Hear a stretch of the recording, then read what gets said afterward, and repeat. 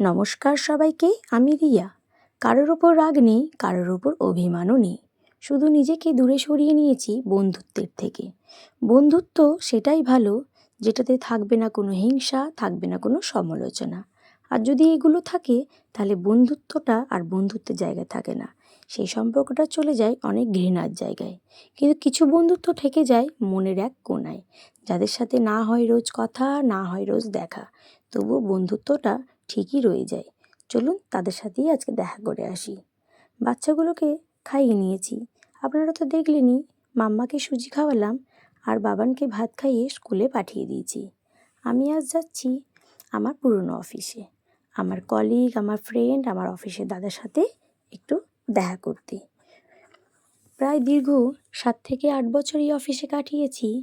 অফিসে আর আসি না, কিন্তু সম্পর্কটা তাদের সাথে আমার একই রকম রয়ে গেছে।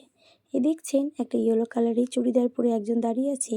এ হলো আমার কলিগ, আমার সিনিয়র, আমার দিদি। আমি তাকে দিদি বলে সম্মান দিই। ওনার হাত ধরেই কিন্তু আমি কাজ শিখেছি।